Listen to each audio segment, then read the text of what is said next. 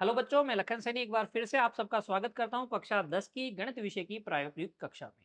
बच्चों, आज का जो हमारा क्रियाकलाप है वो है हमारी पाठ्य पुस्तक की क्रियाकलाप संख्या 12, पहली एन विषम प्राकृत संख्याओं का योगफल ज्ञात करना। और हमेशा की तरह बच्चों, इस क्रियाकलाप को हम सीखेंगे और साथ ही कैसे फाइल बनानी है, कैसे इसका रिकॉर्ड तैयार करना है वो भी हम सीखेंगे। आइए शुरू करते हैं आज की कक्षा। देखिए, सबसे पहले आप फाइल में हमेशा की तरह क्या लिखेंगे? शीर्षक लिखेंगे। और आज के हमारे क्रियाकलाप संख्या 12 का शीर्षक क्या है बच्चों? पहली एन विषम प्राकृत संख्याओं का योगफल ज्ञात करना। तो पहले पेज में आप शीर्षक लिखेंगे, उसके अगले पेज में हम क्या लिखते हैं? अपेक्षित पूर्व ज्ञान और उद्देश्य बच्चों। तो यहाँ पर आपके पास अपेक्षित पूर्व ज्ञान क्या है बच्चों? आपको किसकी जानकारी होनी चाहिए? एक तो विषम प्राकृतिक संख्याएं किसे कहते हैं ये आपको पता होना चाहिए। किसे कहते हैं बच्चों? वे प्राकृतिक संख्याएं जिनमें दो का पूरा पूरा भाग नहीं जाता है, वे कहलाती है विषम प्राकृतिक संख्याएं, जैसे कि 1, 3, 5, 7 है ना, इत्यादि। और आपको पता होना चाहिए कि nवीं विषम संख्या को 2n-1 के रूप में लिखा जा सकता है। nवीं विषम संख्या को किस रूप में लिखते हैं? 2n-1 के रूप में लिखते हैं। ये पता आपको होना चाहिए, तभी आप इस क्रियाकलाप को आसानी से कर पाएंगे बच्चों। देखिए, उद्देश्य क्या है क्रियाकलाप का? इस क्रियाकलाप को करने के पश्चात शिक्षार्थी यानी कि बच्चों आप सब लोग इस योग्य हो जाएंगे कि वह व्यापक रूप से यह बता सकेंगे कि पहली एन विषम प्राकृत संख्याओं का योग एन स्क्वायर होता है। ठीक है ना? उद्देश्य के बाद में आप लिखेंगे आवश्यक सामग्री। और यहाँ आवश्यक सामग्री या आवश्यक उपकरण क्या है बच्चों? सफेद चार्ट पेपर आपको चाहिए, फुट्टा चाहिए, पेंसिल चाहिए, रबर चाहिए, रंगीन बॉल पेन आपको चाहिए, कैंची चाहिए और ज्यामितीय उपकरण यानी कि आपका ज्योमेट्री बॉक्स आपके पास होना चाहिए बच्चों। आवश्यक उपकरण या सामग्री के बाद में बच्चों हम क्या करते हैं? क्रियाकलाप करने की तैयारी करते हैं। और क्रियाकलाप करने के लिए हमें क्या चाहिए? देखिए, सबसे पहले एक सफेद चार्ट पेपर लेकर उसमें 10 सेंटीमीटर गुणा 10 सेंटीमीटर का एक वर्ग काटें तथा इस वर्ग की परिसीमा को चिन्हित कर ले बच्चों। एक सफेद चार्ट पेपर ले ले, उसमें 10 बाई 10 का एक क्या काट ले? वर्ग काट ले। और उसकी परिसीमा, उसकी बाउंड्री को क्या कर ले? आप चिन्हित कर ले।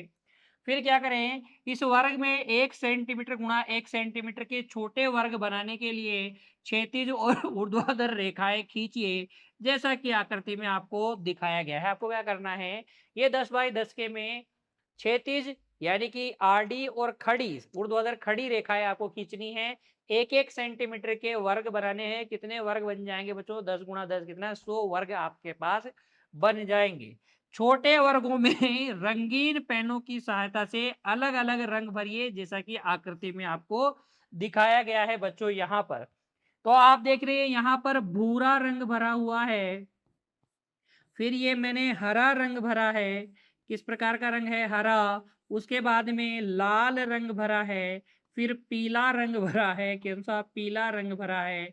फिर ये आपके पास आसमानी रंग है। किस प्रकार का रंग है?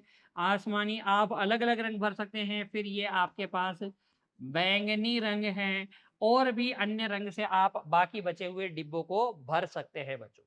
इतनी तैयारी आपको कर लेनी है। फिर देखिए प्रदर्शन और प्रयोग। देखिए बच्चों, भूरे रंग के छोटे वर्गों की संख्या कितनी है? 1 है, अभी मैंने आपको बताया। हरे रंग के छोटे वर्गों की संख्या कितनी है? 3 है। यहाँ आप देख सकते हैं 1, 2 और 3। लाल को गिने अगर हम 1, 2, 3, 4, 5 है ना। और अगर हम पीले रंग के गिने बच्चों, पीलों को गिने तो 1, 2, 3, 4, 5, 6, 7 है। और अगर इनको गिने आसमानी वालों को तो 1, 2, 3, 4, 5, 6, 7, 8, 9 है। बैंगनी रंग को गिने तो 1, 2, 3, 4, 5, 6, 7, 8, 9, 10 और ये 11 है ना?